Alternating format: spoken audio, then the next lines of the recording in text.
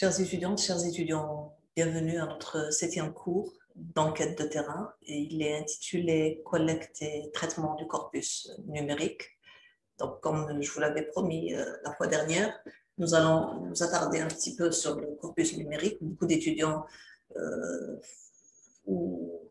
d'étudiants travaillent sur le corpus numérique ou puisent leur corpus ou trouvent leur corpus dans l'univers numérique. Donc, euh, il est important donc qu'on en parle un petit peu ou qu'on en parle beaucoup parce que notre cours se subdivise en deux parties. Dans la première partie, nous allons, comme pour tous les cours, euh, voir un peu quelques définitions théoriques et quelques définitions concernant le corpus, les méthodes ou les avantages et les limites du corpus numérique, comment le collecter sur Internet, qu'est-ce qu'un corpus numérique, quelle est la différence entre un corpus numérique et un corpus ordinaire, même si on a vu un peu ce que c'est qu'un corpus ordinaire.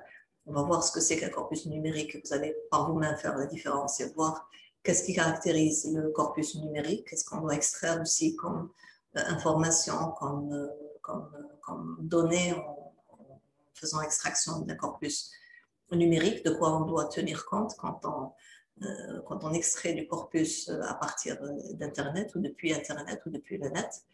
Et nous allons voir aussi quels sont les avantages, quelles sont les limites, les difficultés aussi que pose la collecte et le recueil de ce type de corpus. Donc, ces points-là, nous allons les voir dans cette première partie de notre cours. Et dans la deuxième partie du cours, eh bien, je vais vous montrer un peu comment à partir de deux cas d'études, nous allons voir un peu comment recueillir le corpus, comment l'exposer, comment l'analyser également. Donc, je pense pour le deuxième cours, appuyer sur un de mes articles, euh, donc où j'ai eu recours donc, à un corpus, où je me suis appuyée sur un corpus numérique, ou dans lequel je me suis appuyée sur un corpus numérique pour mener donc, mon étude, mon investigation. Et je compte aussi vous présenter, si la permission m'est accordée, un extrait d'un article de mon ami et collègue Camilla Olupsev, qui a travaillé sur le discours numérique aussi et qui a recueilli un corpus numérique. C'est juste un extrait parce que c'est un article qui est sorti dans notre dernier ouvrage collectif intitulé Langue dynamique urbaine au Maghreb. Donc l'article n'a pas encore été bien diffusé parce que vu la pandémie, nous n'avons pas pu en faire la promotion. Nous comptons la faire dans les prochains mois, on va dire. Et donc, c'est pas un article c'est pas un ouvrage qui a été beaucoup lu et qui n'a pas aussi encore bien circulé. Donc, je ne prendrai qu'un extrait pour vous montrer un petit peu euh, comment se fait la collecte d'un corpus numérique. Donc, comme toujours, je partage ma présentation et il y a beaucoup d'éléments théoriques, donc je vous demande d'être très attentif, mais comme toujours, je vous enverrai à part le fichier PowerPoint sur la page Facebook et je mettrai aussi le fichier sur la plateforme Moodle donc de l'université. Alors, écran partagé. Voilà, cours 8, donc, première partie. Je vais essayer d'agrandir un petit peu. Ah, là, ça va. Agrandir un petit peu la fenêtre. On la rapetisser un petit peu quand même. Parce que là, ça prend beaucoup d'espace. Voilà, je crois que c'est...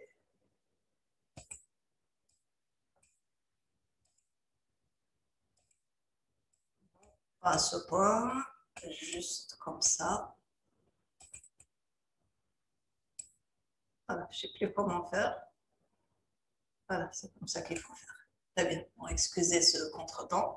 Donc, cours 8, première partie, les aléas du direct. Alors, collecte et traitement des corpus numériques. Alors, il faut que je puisse lire aussi. Hein. Alors, je me mets de côté. Parfait. Alors, le plan du cours, je vais donner d'abord quelques brèves définitions de l'analyse des discours ordinaires et numériques de type. On est toujours en enquête de terrain, mais il est important que je vous donne des éléments de définition avant de parler du corpus d'une manière plus spécifique. Alors, brève définition de l'analyse des discours ordinaires et numériques. On va parler de deux types de discours, d'accord, qui ne sont pas à confondre. Un champ à la croisée, on va parler de l'analyse du discours comme étant un champ à la croisée de deux disciplines, les sciences du langage et les sciences de l'information et de la communication. On va définir ce que c'est, voir ce que c'est qu'un écrit numérique, qu'est-ce qu'un discours numérique, les thèmes de l'analyse des discours numériques et les effets de la communication numérique sur le langage. On va voir des définitions du corpus ou des corpus numériques et la collecte des définitions et des citations sur l'analyse, sur la collecte du corpus numérique. Les niveaux d'analyse d'un corpus d'écrits et de discours numériques. Je fais la différence entre les écrits numériques et les discours numériques. Et on va voir quels avantages et quels problèmes méthodologiques donc, pose le recours à un corpus numérique ou le travail sur un corpus numérique et les cas d'études, comme je vous l'ai dit, dans la deuxième partie de ce cours. Ça sera un extrait donc, de mon article fait à partir d'un corpus numérique et un corpus ou un extrait d'un article de mon ami et collègue Camilla Holzer sur aussi ou à partir d'un corpus numérique. Bien, alors, en avance. Brève définition de l'analyse des discours ordinaires et numériques. Donc, l'analyse du discours s'interroge, quel est l'objet de l'analyse du discours? L'analyse du discours s'interroge sur ce que fait l'objet, sur ce que fait le sujet en parlant. Une définition de Naguenot. Elle trouve son origine dans la philologie, l'hermétique, la rhétorique, mais également plus récemment dans la pragmatique, qui s'intéresse à l'usage que fait le locuteur de sa langue. Donc, le discours, c'est l'usage que fait le locuteur de sa langue.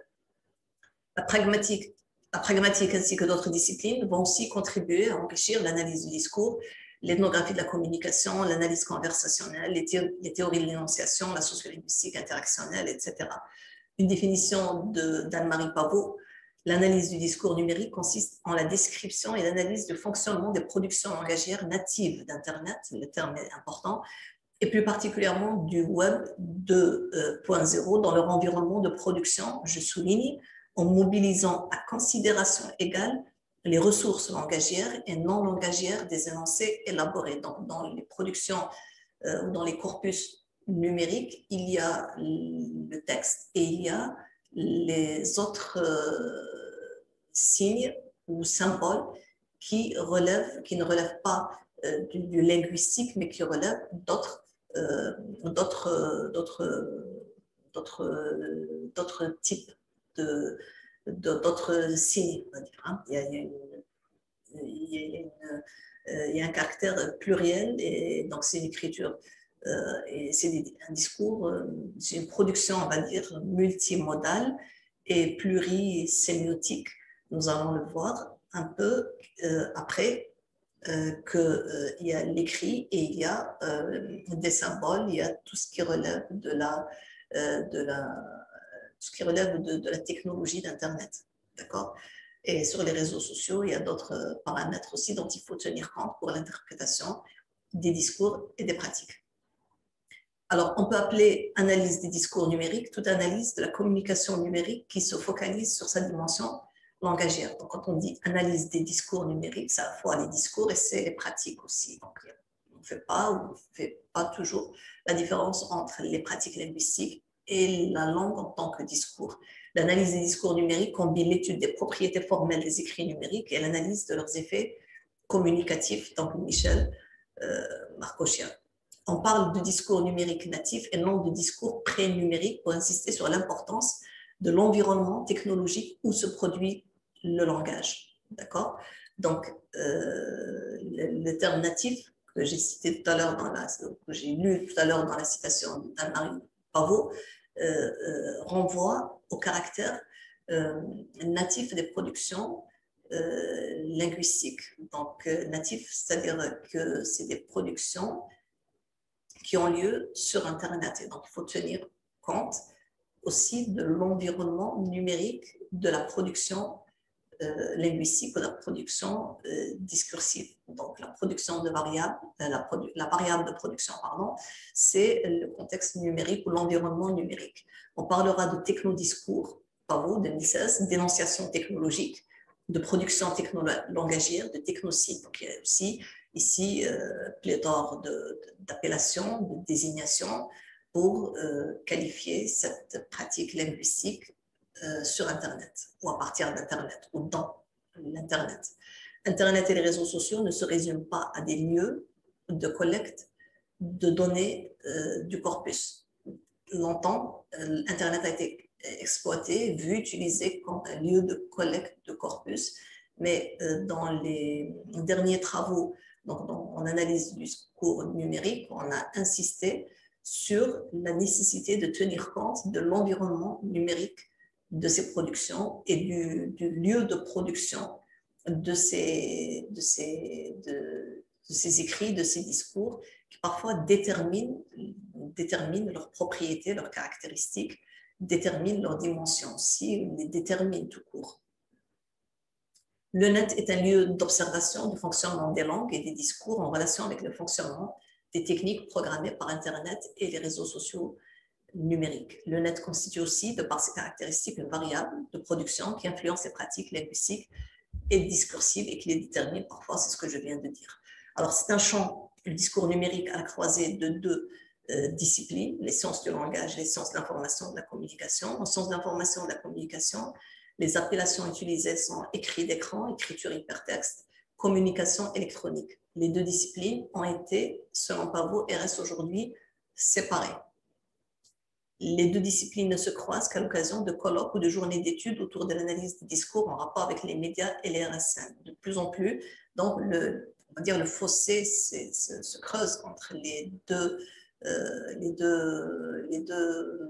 spécialités, les deux disciplines, et on a beau essayer d'organiser des colloques, des journées d'études pour essayer de faire dans l'interdisciplinarité, mais ce n'est pas toujours évident tant le jargon diffère, les conceptions diffèrent, les finalités aussi de l'étude de ces pratiques diffèrent aussi. On insiste plus sur le caractère linguistique, discursif dans les études en sciences du langage et dans la spécialité de langue, de sciences d'information, de la communication, on insiste davantage sur d'autres aspects que les aspects linguistiques, mais sur le caractère médié des informations, sur le caractère médié des données, etc. Alors, les deux disciplines ne se croisent pas, ou peu, ou d'une façon un peu, on va dire, ils cohabitent parfois lors de certaines rencontres, mais les objets d'études font que le croisement n'est pas toujours rentable. Donc, chacun travaille, ou chaque spécialiste ou chaque spécialité va produire des travaux de recherche donc, différents, privilégiant des aspects différents. Alors, qu'est-ce qu'un écrit numérique? Qu'est-ce qu'un discours numérique? La distinction n'est pas faite entre les deux niveaux langagiers, la structure, la matérialité linguistique et l'usage fait de la langue. Alors, la distinction n'est pas faite entre les deux niveaux langagiers, la structure, la matérialité, quand on parle des pratiques linguistiques, et on lorsqu'on parle de l'usage fait de la langue, c'est-à-dire des discours, on parle d'écrit numérique ou de discours numérique, et ça renvoie aux deux aspects, aux deux niveaux d'analyse. Alors, les travaux pionniers en analyse du discours sont centrés sur les discours. Les aspects linguistiques ont été traités dans le cadre de la sociolinguistique, notamment. Internet est aussi servi de lieu de collecte du corpus, c'est ce que je disais tout à l'heure, c'est-à-dire que longtemps, Internet a servi de lieu de collecte du corpus, et aujourd'hui, les travaux en analyse du discours numérique s'intéressent plus particulièrement au discours, pas aux pratiques linguistiques, mais aux pratiques discursives. Et c'est la sociolinguistique qui s'est saisie de ces pratiques linguistiques en ligne, mais en les décontextualisant de leur environnement numérique. C'est pour ça que peut-être l'analyse du discours s'intéresse davantage au discours qu'aux pratiques linguistiques, laissées un peu aux sociolinguistes. Mais aujourd'hui, il y a aussi une interdisciplinarité à l'intérieur des sciences du langage qui font que quand on fait l'analyse sociolinguistique, on analyse aussi le discours, et quand on fait l'analyse du discours, on s'intéresse aux propriétés linguistiques ou sociolinguistiques des pratiques et des discours. Alors, Pavot toujours, le discours numérique natif est l'ensemble des productions verbales élaborées en ligne, quels que soient les appareils, les interfaces, les plateformes ou les outils d'écriture. On est toujours dans les définitions. Les dispositifs de communication numérique sont les courriels, les emails, la messagerie instantanée, les SMS, les blogs, les plateformes de réseaux sociaux numériques, etc. Les écrits numériques se caractérisent par des propriétés formelles d'ordre linguistique, lexical, morphologique, sémiotique. Je l'ai dit tout à l'heure, les discours numériques ou les écrits numériques sont multimodaux et polysémiotiques. Les thèmes de l'analyse des discours numériques, on s'intéresse souvent aux effets de la communication numérique sur le langage, sur le langage, quand je dis le langage, sur les pratiques linguistiques et les discours. Alors, les thèmes inspirés par ces nouvelles technologies et qui pourraient intéresser les chercheurs en sciences du langage, les étudiants qui préparent leur master, c'est la violence verbale, l'imposture, le harcèlement social, les sites de haine, l'anonymat, le pseudonymat et leurs répercussions sur la communication. Ça peut être intéressant comme sujet d'étude. On a l'évolution aussi des formes de communication, la modération des débats, la gestion des faces, les politesses, le blocage, le masquage, le signalement, le troll, ce qu'on appelle le mauvais locuteur, dont le rôle est d'alimenter les polémiques, la circulation des rumeurs malveillantes, les insultes, et leurs répercussions sur le langage courant, par exemple. Alors, on tient compte aussi dans l'analyse de ces phénomènes numériques de l'environnement numérique. Donc, on doit fournir aussi les renseignements sur le dispositif, sur la plateforme, son fonctionnement, son genre discursif, sa charte d'éthique qui sert à contrôler les discours. Donc, il faut faire la description de la page, du blog, du groupe. Ça fournit des éléments d'information importantes et parfois utiles pour expliquer certains phénomènes linguistiques ou discursifs ou certaines pratiques linguistiques ou discursives donc, que l'on observe de notre corpus. Quelques informations de notre corpus peuvent être expliquées à la lumière de ces données que l'on puise, que l'on trouve dans l'environnement numérique. Alors, définition et collecte des corpus numériques. Donc, le web est un réservoir impressionnant, donc une définition de Calabrese. Le web est un réservoir impressionnant d'informations, un ensemble de données potentielles qui constituent une sorte de corpus spontané, qu'il s'agisse de données dialectales, sociolectales, textuelles, génériques ou discursives. Donc, Internet, c'est tout un monde où il y a plein d'informations, plein de corpus, et donc ça donne une impression aussi de facilité qui n'est qu'une impression. Les observables sont issus d'un dispositif d'observation défini à partir de choix épistémologiques, comme pour tout corpus d'ailleurs, comme pour tout corpus recueilli par n'importe quel outil d'investigation. Le corpus recueilli sur Internet également, c'est un ensemble d'observables que l'on va définir, que l'on va choisir, que l'on va limiter à partir de choix épistémologiques, de choix théoriques, méthodologiques, à partir de finalités de recherche, d'objectifs de recherche. Voilà. Donc, les observables sont issus d'un dispositif d'observation défini à partir de choix épistémologiques, théoriques et méthodologiques et constituent la matière de travail de l'analyse, c'est-à-dire du chercheur. Alors, le corpus est constitué par un ensemble d'observables et non une simple collection de données. Les observables seront situés dans leur environnement discursif et seront classés à partir de catégories linguistiques correspondant aux objectifs et aux hypothèses. Ça, on l'a vu lorsqu'on a parlé de l'objet de recherche et de la définition de l'objet de recherche et du choix de l'objet de recherche en fonction des hypothèses, en fonction des choix théoriques, des choix méthodologiques, etc. Donc, c'est le même principe lorsqu'il s'agit de choisir un corpus numérique ou de recueillir un corpus numérique. Alors, les niveaux d'analyse d'un corpus d'écrit et de discours numérique. Alors, on a, pardon, pour les corpus écrits ou le corpus d'écrit, on a les particularités orthographiques, les symboles non alphabétiques. Donc, tout ça, il y a les aspects linguistiques, il y a la langue, il y a les pratiques linguistiques, il y a la matérialité linguistique, il y a la langue. Et puis, il y a d'autres symboles non alphabétiques comme les émoticônes, les émojis, les mimiques faciales. On a la ponctuation à valeur expressive. Ce n'est pas la même ponctuation que quand on écrit un ouvrage littéraire ou lorsqu'on rédige une lettre administrative. Donc, la ponctuation n'a pas la même valeur. La valeur là est expressive, stylistique, si vous voulez. Une orthographe non standard, SLM, salam par exemple, ou salut, SLT.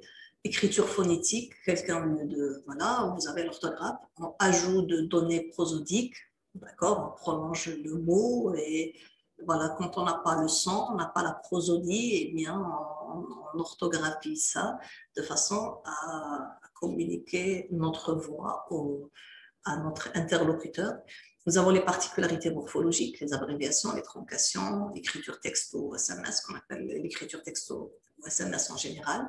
Vous avez les particularités lexicales, jureux, par exemple, et puis c'est aussi un langage internautique qui peut intégrer le langage ordinaire. Je la mets je communique comme ça en ligne, mais à un moment donné, je peux utiliser ça aussi dans la vie de tous les jours, dans mes pratiques linguistiques ordinaires. Alors, les particularités syntaxiques, on a l'organisation télégraphique de la phrase, c'est-à-dire on supprime certaines composantes de la phrase, dire contente au lieu de je suis contente. Donc, cela distingue aussi donc, la syntaxe. Ce n'est pas la syntaxe de l'oral, c'est la syntaxe d'Internet, si vous voulez. Cela distingue la communication numérique de l'écrit et de l'oral. Il s'agit d'une syntaxe simplifiée.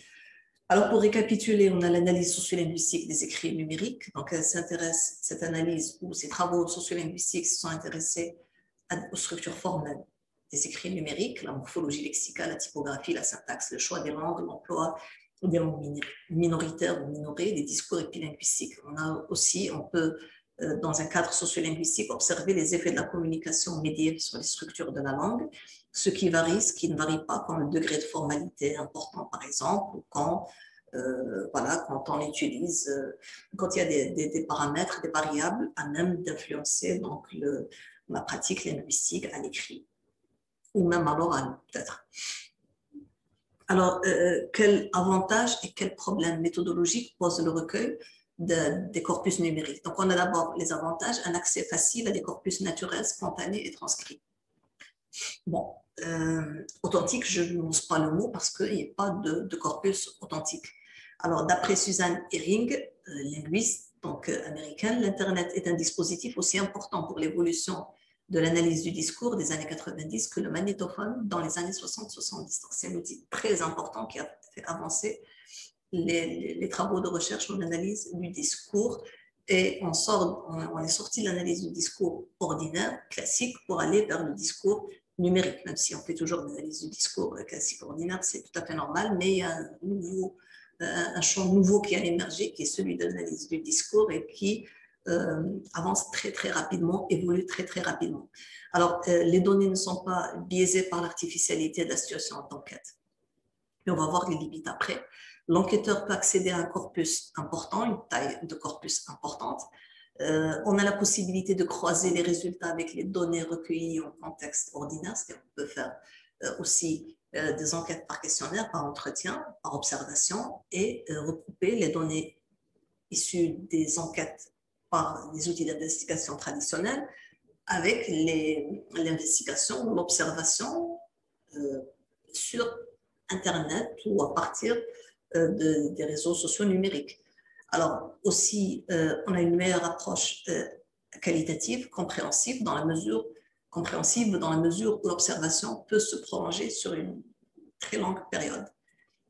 Il y a un risque aussi que la production disparaisse, mais il y a possibilité de procéder à une observation prolongée dans le temps qui peut nous aider à avoir plus d'informations, plus de précision, plus d'interactions, plus de matériaux et plus de données à analyser concernant notre sujet. Alors, on a un accès au discours des enquêtés, de leurs mots qui sont parfois traduits en français sur Internet quand on travaille, par exemple, sur sur les discours des enquêtés algériens, par exemple. Ils parlent souvent en arabe algérien, mais ça a été le cas dans mes recherches sur la citadinité, par exemple, à Mostaganem. Longtemps, j'ai travaillé avec des enquêtés et j'ai interrogé des enquêtés en arabe algérien. Et sur Internet, j'ai trouvé des pages sur la ville de Mostaganem, par exemple, où les enquêtés échangent en français. Donc, on a par exemple des traductions de termes dont je n'avais pas la traduction en français. Dans la vie de tous les jours, on parle Hidar, par exemple. Hidar, c'est citadin pour moi, mais pour eux, c'est noble, c'est les familles nobles. Moi, je n'utilise pas dans la recherche famille noble parce que c'est pétri de préjugés, de clichés, de stéréotypes. C'est une prévention noble. Ça ne veut rien dire, ou ça veut dire n'importe quoi. Mais citadin, c'est autre chose. C'est un terme qui peut être utilisé dans un cadre scientifique, sociologique, historique, linguistique, sociolinguistique urbain aussi. Mais le terme en arabe, je n'avais pas sa traduction en français. La traduction que me fournissent les enquêtés, c'est noble. Donc, c'est aussi une désignation très, très intéressante à interroger, à analyser, à essayer de comprendre. Alors, on a la possibilité aussi, les catégories donc, ne sont pas imposées par le chercheur comme dans un entretien ou dans un questionnaire, même si dans un questionnaire et dans un entretien, on essaie de ne pas imposer ses propres catégories, mais il se peut qu'on le fasse si on n'a pas le choix parfois. Mais quand j'observe les pratiques sur Internet, je ne les influence pas, je n'interviens pas dans les échanges, dans la discussion. Parfois, je peux trouver des formulations intéressantes, des désignations intéressantes, ce qui relève de l'autodésignation, de l'hétérodésignation, désignation de l'autre, désignation de soi, les mots utilisés par les enquêtés sont les leurs. Ils ne leur sont pas imposés de l'extérieur. C'est ce qui permet, je l'ai dit la dernière fois pour l'entretien, c'est ce qui permet de voir l'objet ou d'appréhender l'objet de l'intérieur, pas de l'extérieur, avec les propres mots, la propre conceptualisation et représentation de l'enquêté. Alors, il y a une possibilité d'une observation persistante et prolongée qui permet d'affiner les questions de recherche. Donc, je peux ajouter des questions de recherche. Il y a des idées auxquelles je n'avais pas pensé auparavant parce que je n'en avais pas connaissance. Et quand j'observe, c'est comme pour l'observation, mais là, j'observe sur Internet, je trouve d'autres catégories, d'autres rubriques, d'autres points intéressants, d'autres thèmes intéressants que je vais, donc des points que je vais thématiser, que je vais mettre sous forme de rubriques, que je vais recueillir, ou pour lesquels je vais recueillir des données pour les analyser. Donc, ça peut être intéressant aussi, cette observation prolongée des pratiques sur Internet. Chose que je ne peux pas faire toujours sur le terrain parce que je n'ai qu'une autorisation, que des autorisations avec des dates, des dates précises. Donc, j'ai 15 jours pour séjourner ou pour aller sur un terrain, dans une entreprise, dans une école, etc. Donc, le temps m'est compté, le temps est limité. Sur Internet, ça peut se prolonger. L'observation Marcosia, je le cite, l'observation et l'analyse des phénomènes au moment même où il émerge. Donc, un des avantages de l'observation sur Internet, c'est qu'on peut appréhender le phénomène au moment même où il émerge, au moment même où il se produit, au moment même où il prend naissance. On a la possibilité de recourir à une méthodologie intégrée en observant les pratiques des internautes, puis en leur adressant des questionnaires ou en les interviewant, c'est encore mieux. Alors, les quelques difficultés que pose, oui, il y en a beaucoup, hein, je ne cite que quelques-unes des difficultés auxquelles on peut être confronté quand on travaille sur un corpus numérique. On a le caractère instable et non toujours clôturable des observables. Donc, problème évoqué par Marcosia, par Anne-Marie Pavot et par d'autres. Le caractère instable et non toujours clôturable des observables, du corpus ou des données pose le problème des quantités fort importantes de la production sémiotique sur le net. Bon, après tout, le corpus, comme tous les corpus, doit être clôturé à un moment donné par le chercheur, par l'enquêteur. C'est-à-dire à un moment donné, il faut arrêter, dire, voilà, après 2-3 jours de, je ne sais pas moi, d'interaction autour d'un sujet, j'ai arrêté mon observation. Je n'ai recueilli que 2 jours d'échange ou un certain nombre d'échanges autour d'un sujet, autour d'une polémique, autour d'un... Il faut limiter le corpus de toutes les façons, parce que tous les corpus, qu'ils soient numériques ou pas, sont parfois clôturables, sont toujours clôturables, pardon, parfois. Alors, la solution possible, voilà, c'est arrêter le corpus limité afin de soumettre à une analyse qualitative. Alors, les questions d'éthique, c'est la facilité d'accéder au corpus numérique. Donc, cette facilité nous met en même temps face à la difficulté de considérer ce qui est public et ce qui est privé. Il y a discussion d'ordre éthique et vide juridique. C'est laissé parfois à l'appréciation du chercheur. Alors, quelques solutions que nous avons, c'est anonymiser les identités personnelles et numériques. Même les pseudonymes, il faut parfois les anonymiser ou les flouter, mettre les initiales à la place des noms et prénoms ou encore du pseudonyme, coder l'internaute, mettre un code, par exemple, par des initiales ou par un numéro, flouter les références. On peut aussi obtenir le consentement des internautes par écrit quand le sujet est sensible ou quand l'enquêté est vulnérable. C'est important. Il y a parfois des enquêtes qu'on s'interdit de faire, carrément, pour ne pas, sur des sujets un peu sensibles, pour ne pas, je dirais pas mettre en danger l'enquêté, mais pour ne pas le mettre dans une situation délicate, on va dire. Il ne sait pas qu'il est menacé ou qu'il est, mais il y a des sujets sur lesquels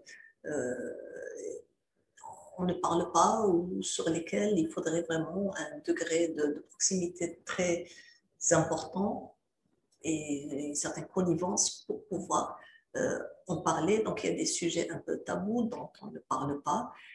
Et voilà, parfois, c'est l'enquête même qui n'est pas faisable, qui n'est pas possible.